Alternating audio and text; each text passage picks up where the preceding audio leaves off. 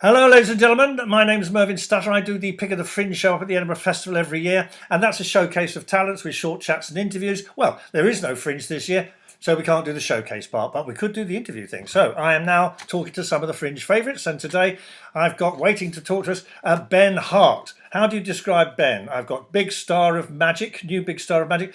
My favourite, I think, was magic-inventor. I quite like that phrase.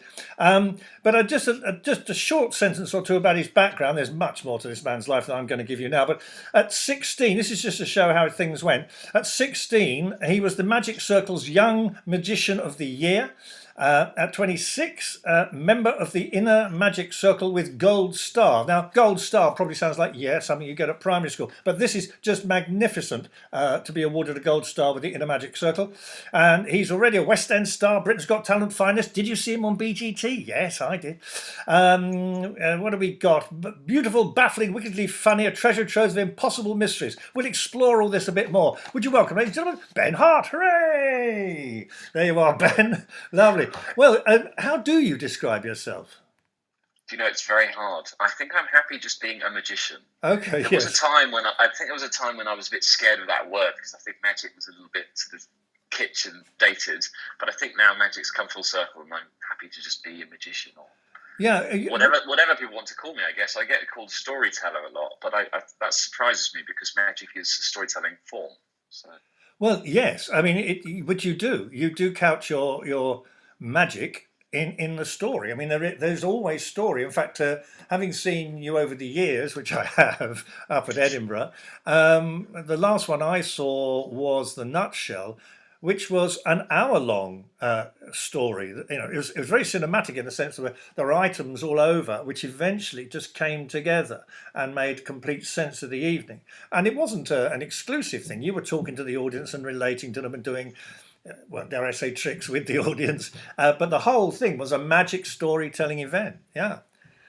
It's an extraordinary thing. And that is your talent, to tell stories when you do it. But I wanted to just pick up on what you just said about magic coming full circle. There was a time, probably about 10, 15 years ago, even 20 years ago, when magic was seen as, oh, you're a magician, yuck. And yet you and many others have moved magic into the foreground as a legitimate and wonderful art again. I think really that with the best possible respect to him, it was Paul Daniels that created that bad kind of image of magic because he was on TV for so long, the public only had one reference and magicians only had one role model. Yes. When he came off TV in the early 90s, I think that allowed magicians to look at other alternatives. You didn't just have to be the kind of working men's club style of comedy magician that he was. So for me, for example, I never saw Paul Daniels on TV. He was off the TV by the time I was looking for role models. So it allowed us to explore other avenues. But of course, he also had that classic magician and glamorous assistant. Sure. It was that format, and that doesn't really exist so much now with the modern magicians. No. I mean, I haven't seen that. Sorry? Thankfully, women who are into magic now are doing amazing Doing it magic themselves. in their own right. Instead of just being the assistants. You know, so it's a much more interesting and diverse magical world now. Yeah, and when you want stuff, on come stagehands. Right. Yeah, absolutely. If you want to set up a cubicle and vanish something or whatever it is. Yeah, absolutely, and that's theatrically better anyway because it allows the audience. It allows you to treat the movement of props on and off stage a bit like a transition in a play, as opposed to them being a fundamental part of the act, if that makes sense. If an assistant wheels on a box, you wonder, why am I being forced to watch this?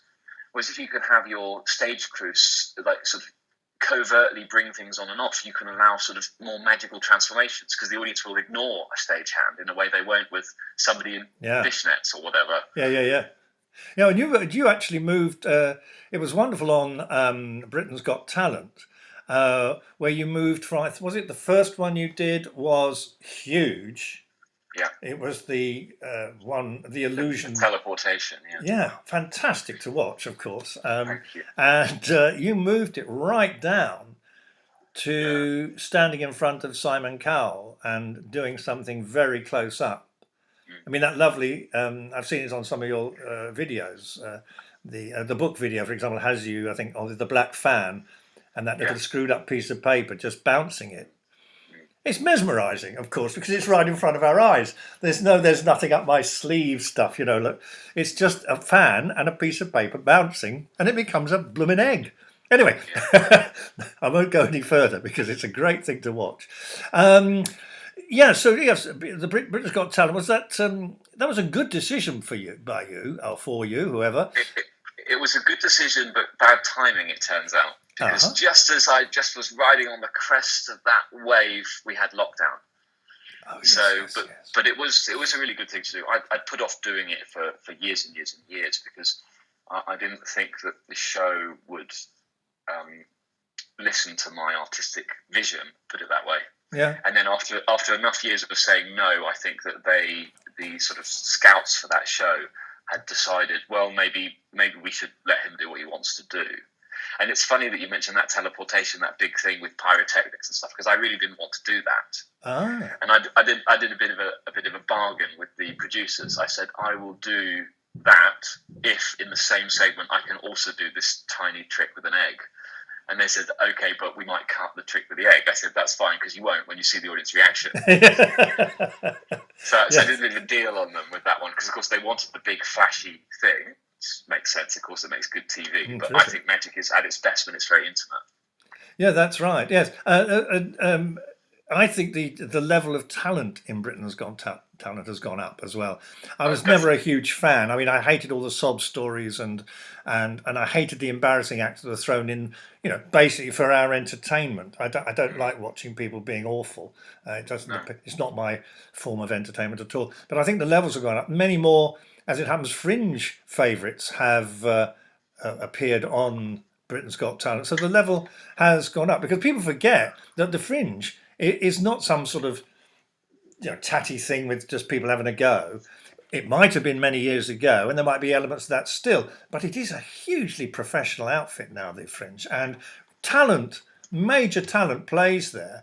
And people, little plug, people should go because that's what you get. You get terrific talent as well as people trying out. The Wonder Tour, wasn't it? Was that on the back of Britain's Got Talent? Yeah, I think we had some dates booked in before Got Talent, and then suddenly, of course, the demand was so high, we ended up with, I think it was 60 or 70 cities booked in, and the tour was completely sold out. Yes. I got about 25 dates in, and then lockdown happened. So, but it was a really good 25 dates. Well, so what? I mean, okay, that's really disappointing, of course, because you're just getting you're getting a real nice rhythm on the tour. So what happens to Wonder? It's on hold until we know what the world is going to do. I think all the ticket holders, their tickets have been postponed, and they can get a refund if they want, but it would be better for them to keep their tickets available to us so that we can ensure that we bring the show to them. Yeah. Are you penciled in? Is that the thing? You've got penciled gigs penciled in. When you've got a possible gig, so you've got the tours sitting there, but it's only penciled in case things go belly up after winter. Right. Yeah. Is that the state of play? I think it's interesting. It'll be interesting to see. We've postponed the dates quite a number of times. It'll be interesting to see how audiences sort of take that. Like it's a really fascinating time. I think the whole entertainment industry is sort of being rewritten at this very moment. Yes. I've been booking into a little theatre down here, and I've been trying to get the show with you booked in. I have to say, it's only 150 seater. It's one of those lovely little intimate venues. It'll be perfect for a magic show. I mean, goodness me, 150 seater. You are part of it in 150 seater, and we sold it out like that. It was so fast, and then when it was postponed, they didn't want their money back. Put me into the postponement. So the theatre energy seems to be there, even though I'm a small part of a small theatre down here. But you don't know whether people are going to come back in a mask and watch a show. But no, it's been really interesting for me because obviously I'm trying to work out how to evolve for this time, however long that might be. It's really interesting looking at lots of performers are doing online shows and shows over Zoom or video shows or whatever. But I do feel very strongly that you have to be in the same room as magic. And so I'm, constantly looking for ways to innovate and hopefully find a place magic can sit even if audiences have to be socially distanced or wear a mask or whatever, there may be opportunities in it. But you've done that, haven't you? You've got a Metre Magic show. I do. Yeah, I've got a magic show which is all safe, socially distanced magic that works well in a more intimate or perhaps a socially distanced audience, because of course that's a different vibe to playing a big full house. Well, that's my favourite byline is the close-up magic socially distant show. A close-up magic socially distant. Yeah. Does that? Yeah. But you're down here. I'm on the south coast. You're appearing in Pool Lighthouse. Is that? It's with Pool Lighthouse. I think it's an outdoor venue. Outdoors. Okay. Because that's the other solution, isn't it? To do stuff outdoors. Yeah, I've done a few of those actually. I did a couple of those last week, and it was really interesting because when the evening starts, it's daylight, and by the time the evening's ending, it's twilight, and it was really quite beautiful actually. It was really nice to do. For as long as we've got the weather, I quite like the outdoor shows. And a bit of lighting, I suppose, as the weather as the light closes in. And so how do they sit? Are they little in bubbles? The kind of family come and sit as a bubble, like a cabaret table kind of approach? Exactly right. And of course, we hope that everyone comes in large families, because that means we have bigger bubbles and more audience. Yes. We don't want people coming on their own and needing a metre and a half circumference around them. Yes. You can't come in if you're on your own. But your skill base is sensational, and this is manifest in the fact that you are sought after to be a consultant. When did the consultancy for theatre shows? I mean, we're talking West End, film, all sorts of things. When did that start, Ben? The first one I did when I was 18, and I was considering going to drama school, and I was looking at going to Central School of Speech and Drama, and opposite there is the Hampstead Theatre. And I just got this call from a magic colleague who'd had this inquiry, and he said, "Do you want to do the special effects for a show at the Hampstead Theatre?" And it was the same week. It started the rehearsals the same week I was supposed to start at Central School of Speech and Drama. And I thought, well, I've got two choices here. I can either do the 3-year study that might end up in a job, like the one I've just been offered, or do the job I've just been offered, which is literally on the same street. So I took that job, and as is often the case in theatre, the people on that project go on to other projects, and then it's really just word of mouth. And now I'm in a position where I can be more picky about what I take on. So now I only take on things that are really stimulating to me. I don't want to do another, like some stage directions are quite common. I get a lot of sort of like, oh, somebody needs to be decapitated or whatever. Now I get to choose ones where my input might be a bit bigger than just providing the special effects. Oh, right. Okay. Well, I noticed, I tried to make a list. Where was it?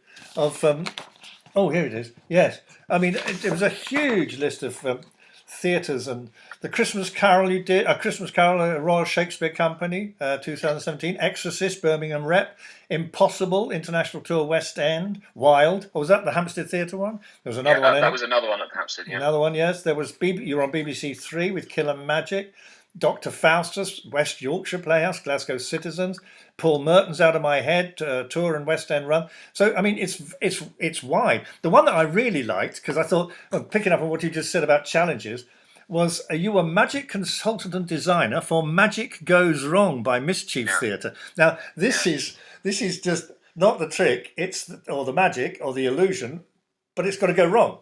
Yeah. Right. And now that's a challenge. Also go right. So I worked on that. I'm still working on that because as soon as we can get the show back on, we will. I've been on that for a couple of years now, maybe 2.5 years, and we opened in the West End in January or December actually. And that was fascinating. This one, Mischief Theatre, of course, so well known for the play that goes wrong. Yeah. Turning their attention to magic was really interesting because magic and comedy have an awful lot of close synergies, and it was very interesting to look at how we can give the impression that things are going wrong while still giving the thrill of a magic show, because that is its kind of USP. And that was done in collaboration with the American magicians Penn and Teller. Ah, yes. So I was handling all of the magical choices and prop design and stuff on behalf of them. So that was a dream come true, really, because I think they're probably the best magicians working in the world today. And they're consultants, aren't they, as well as performers? They do a lot of consultants and design. They've covered a very wide range of different artistic disciplines. Yeah, they're quite amazing characters, actually. One minute they're making a documentary about Vermeer, and then the next minute they're, on kids' TV. Well, there's a role model. And then what's the other thing I've got to ask you about is you've got a book, The Darkest Corners. So I do. when It's did that really come out? aimed at magicians. Okay. So it's not a fun read for a non-magician because it's Right. technical. It's a technical study of some of my repertoire and also some of my, whatever you want to call it, magic philosophy theories Yes. about how to construct a magic trick and how to find theatre within it, and some secrets to my tricks. So it's best if it stays in the hands of magicians. Although I have known a few sort of non-magician people who've tracked it down and said it was an interesting read, but I think it's a bit technical to be interesting. Okay. But that was a fascinating process because, if you want to know your own work, if you try to put it down on paper in a technical manuscript, Yes. you really learn things you didn't know about yourself. But it's also it's sort of book that maybe you've looked at books like this from the past. I mean, centuries old books as well, where magic is not explained but explored. Let's put that. Absolutely. And you've done this study. I learn everything from books. You've done this study, haven't you? For me, a magic book is the best way for a magician to learn because it's very easy in magic to develop bad habits. Okay. It's the equivalent of, I suppose, if we take a more obvious example of, say, a joke book. Yes. Well, if a comedian reads a joke book, they will interpret that joke off the page, and they might adapt it for modern times or for their whatever their sort of background. Yep. Whereas if a comedian sees another performer's act, they might take on that performer's timing as well. And so if you can learn magic from a book, you learn it with your own timing. If you learn it from a video or another performer, you might be taking on bad habits or timings that aren't appropriate to you. So what's the earliest magic book or manuscript or whatever form they came in, or written text explaining or exploring, I think that's always the better word, exploring magic, that informed you, and did you take a trick from it? Or I have a piece in my show at the moment which begins with telling the audience about the first book written about magic in the English language from 1584. Wonderful. Which is called The Discovery of Witchcraft. And it has in it was mainly written to explain how these mysterious acts were not performed through witchcraft, but were really magic tricks in disguise. And bizarrely, quite a few of the things described in that book are still in the acts of contemporary magicians, albeit in slightly different forms. So that was the first book in the English language. But if you look in sort of Japanese magic literature, they have much more interesting stuff earlier than that. Wow. And where do you...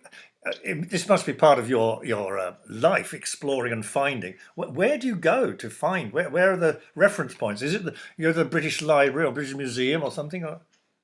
Yeah, if you want those types of old books, then yes, you have to go to the libraries because they're usually very expensive and you're unlikely to be able to buy them. We have the Magic Circle, which has a big library which has pretty much everything in it.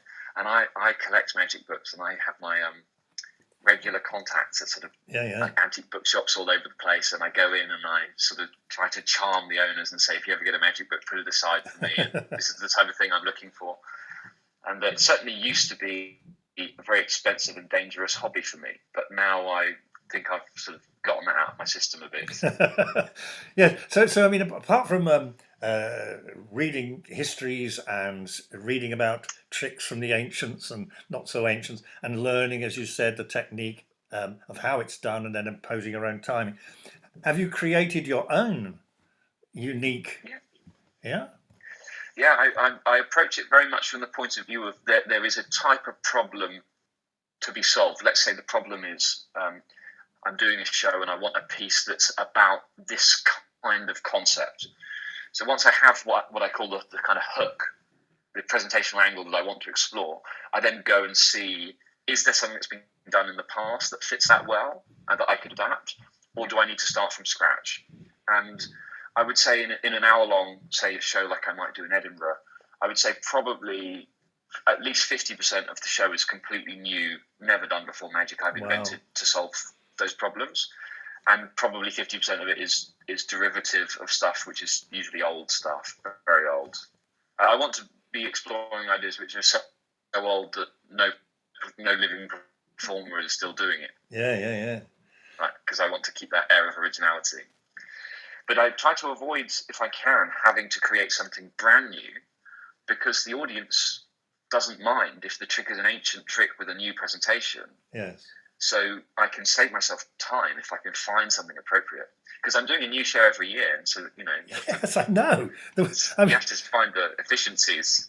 I mean, this is beyond just. I'm not being mean to comedians, but this isn't a question of coming up with some jokes. This is actually you've got to come up with the whole trick, and then the performance, probably in tandem. But there is then the performance and the relating with the audience. You've got to create the whole trick. Is there do magicians have a sort of mathematical part of their brain that fully operates in order to, because you talk about problem solving. Now that's creative, of course, but often it is quite structural and mathematical. Am I going off somewhere that's weird? An interesting one. No, it's an interesting one, because there are lots of magic tricks that are rooted in mathematical principles, and I think that certainly the kind of mathematical process is useful, but certainly I feel that things need to be much more intuitive than that, because you can't really intellectualize how the audience is going to perceive that moment. We're not yet sophisticated enough in human psychology to know. So sometimes, I'll give you an example. Magicians often use mirrors. And traditionally, if you want to use a mirror, you would sit down and you would calculate the angles of the mirror. You'd say, it has to reflect something somewhere. And that's very easy maths to do. Until you realize that sometimes the reflection doesn't have to be perfect, because the audience makes shortcuts in their mind. They just go, I can see that box is empty. And they don't stop to see, that box, the corners at the back are not quite the right shape or whatever. And that means it's no longer mathematical. It becomes a psychological thing. And so that interplay between science and maths and psychology is very interesting all the time with magic. This opens up another area. If you were one-to-one, like a real con man salesman person, you could work out somebody's psychology over a short series of questions and answers, just a conversation. You can go, oh, I see, I can probably get them on this or get them. Can you read an audience in the same way now? I can read an audience if it's one-on-one or if it's a small group. Okay.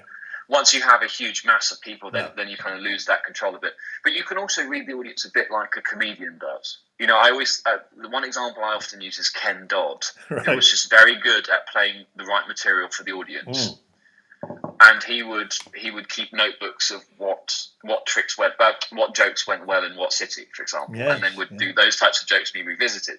And that kind of scientific study of an audience is useful too, because I know what my audiences in Edinburgh are like, and that's very different to what my audiences are like when I work in a corporate environment. Yes. And the types of material I would do in Edinburgh is very different to what I would do if I was doing after dinner show at a corporate event. Is there a bit more of a protection? I use that word advisedly. When you go more theatrical, in the sense that that fourth wall appears a bit more. I know you like to talk with your audience and do things with them, but when I refer back to the nutshell, there was a lot of it was behind, the front cloth, as it were, and you had the fourth wall protection where they would just watch the theatre of it, knowing there wasn't going to be any interaction, and just look at the wonder of it all. Do you find that that's quite useful for your storytelling? I suppose it's useful for that. It's also useful from purely from a sort of efficiency point of view of writing a show. Yes, I'm more likely to get it right on the first draft if I don't have audience interaction. Right? They can bugger it up, can't they? Just sit back and watch this thing. Then it allows it to be a sort of its own little tableau.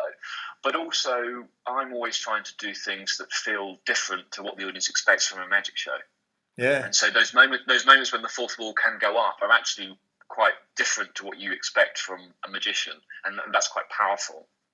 It allows me on stage to do the kind of self-reflection that you can't do if there is an audience there, right? The fourth wall goes up, and then it's Ben time, and the fourth wall comes back down, and it's back to the show. So it's an interesting thing to play with.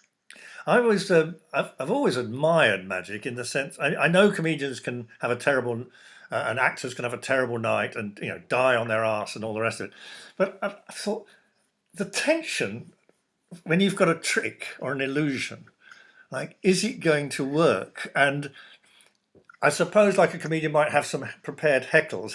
Do you have prepared get outs in case the thing? Or is that we don't need Well, those? We don't need those now, Ben, because of your competence is so high. But even in the oh, early days, things go wrong all the I time. know. Pretty much every show, something will go wrong, and that's not to do with a lack of practice. I can say now, this material I've done many thousands of times, and it can still go wrong. Mm-hmm. It's to do with the magic is, magic's not real, and so you're pushing the limits of what you can achieve through mortal means, right? Yeah. And sometimes the difference between something being magic and something being a failure is so small, Yes.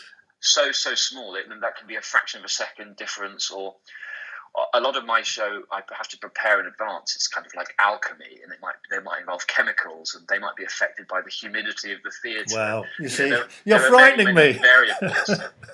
You're frightening me. I could not live with the pressure. I will say I have two sets of props every show. So I have the props the audience sees, and then in the wings I have an exact identical set of things set up exactly the same. Ah.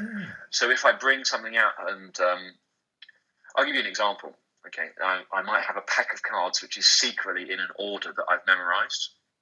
Well, the chance of me dropping those cards and them falling on the floor is relatively high. That might happen 1 in 50 shows, right? Cards are kind of inconvenient to control. So I have a second pack that's in the same order in the wings. So if I drop them on the floor, I say, don't worry, we don't need to pick them up, we'll use these, right? So where possible, I have the secondary sets, which means it's very expensive developing material because I have to build it all twice. Yes, but it's very reassuring on stage. Something that just popped back into my head when we way back when we were talking about Britain's Got Talent. When you did the cards getting smaller, you set the whole thing in this wonderful monsoon story from, was it a grandfather or an uncle? Yeah, grandfather. Yeah. Okay. I don't want to explode that. You don't have to answer it. But is the grandfather a real figure with a story? Yeah, that for you? story is actually true, which is funny because so often performers spin these yarns that aren't true, and I often want to say it's true. I mean, the story is an interesting story because it's not. I don't necessarily need the audience to care that much about what the story is. I just only need them to care about the connection between, some connection to the past. And I've tried that story in many different ways. I've tried to make it more elaborate, and it works well in its very simple form. Yes. And it is true. It was a trick my grandfather saw and described to me when I was a kid. And I thought, doesn't sound like that was real. It sounded like a made-up story. And then I was reading a book.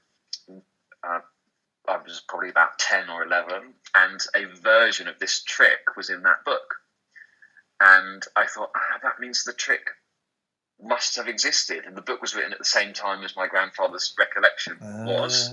So I thought, well, maybe there was a magician doing that trick, and so that's kind of. For one, I believed straight away, frankly, but then I'm like that with magic. I don't want to not believe, but so I believed it was the grandfather was a real figure, and he did show you this trick or talk to you about this trick. But it prompted in my head: was there a family member? Because often when I've spoken with magicians, so there was an uncle who did tricks and or whatever, and they kind of went, oh yeah, and they learnt stuff. Did you learn? There was no member of your family. It was just you going. Now I'm into it. At what age? Go on, let's do that one. What age was it? I can't remember not doing magic, so it must have been very, very young. I guess when I was sort of 5 doing magic, it was probably not very good. Yeah.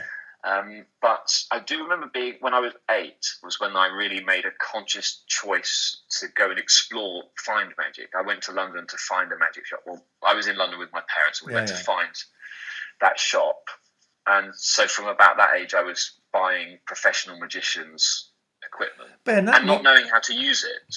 Yeah, but that's an extraordinary journey from 8 to 16. 16, what was it? Young Magician of the Year with the Magic Circle. That's a very fast journey to having major talent. That's extraordinary.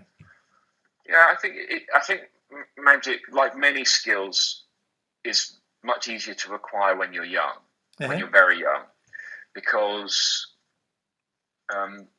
well, I just know that as a kid, I had all the time in the world to explore this. Yes. Even now, as a professional magician, I don't have as much time to explore magic as I did when I was in school.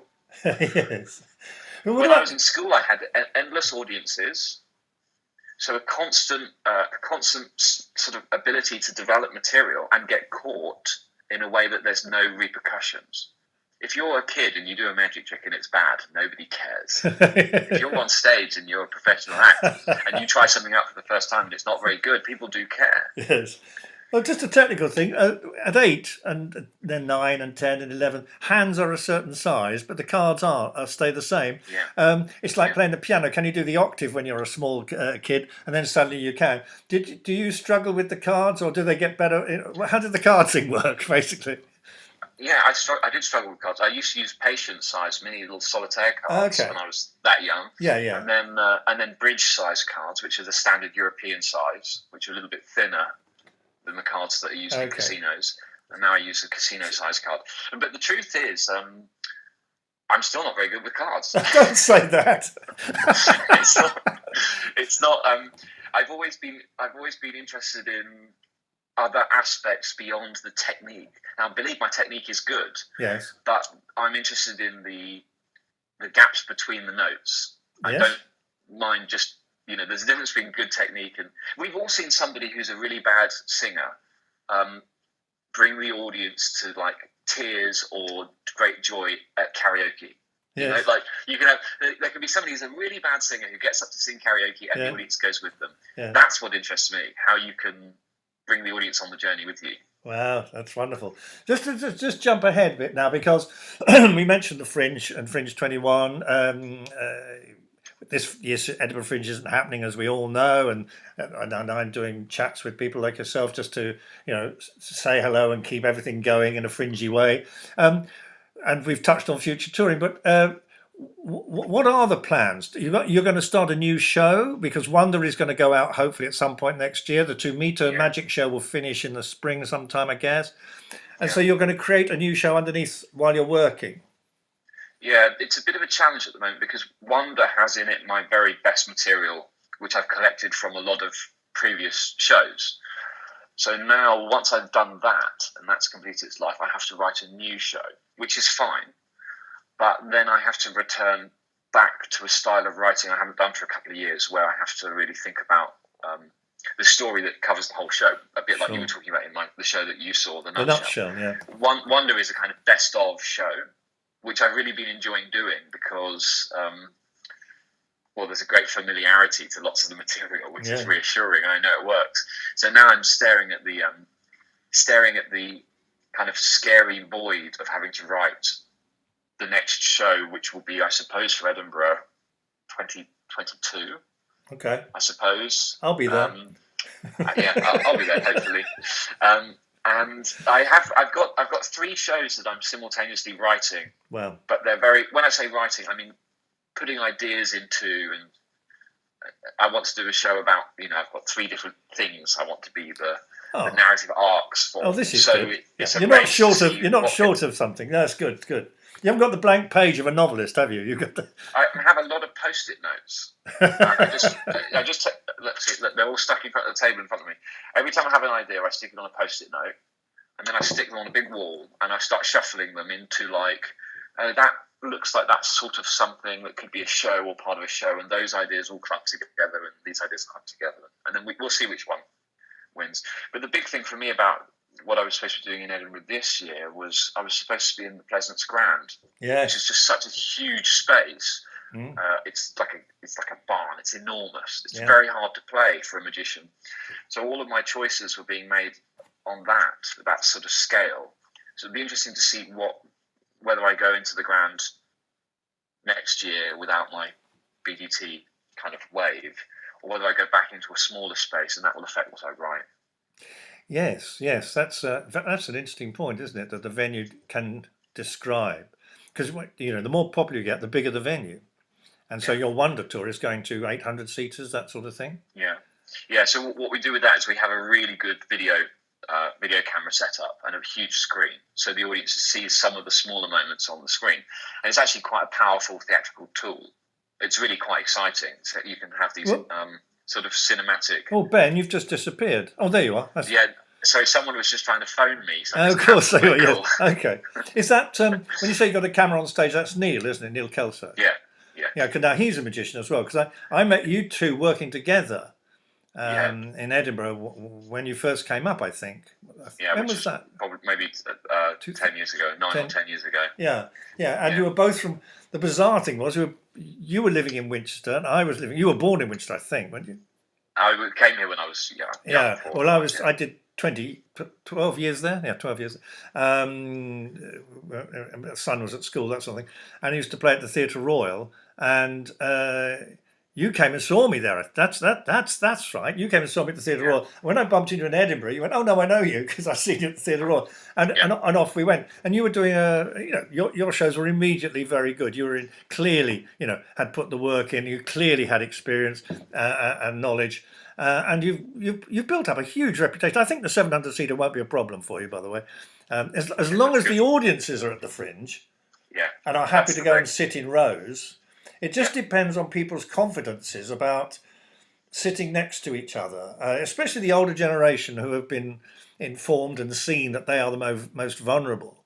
And the Edinburgh Festival has got, I'm pleased to say, a lot of my generation up there, and they are often seen as the backbone of the Fringe. So I worry about their own attitudes to venues, I think that's the only thing to worry.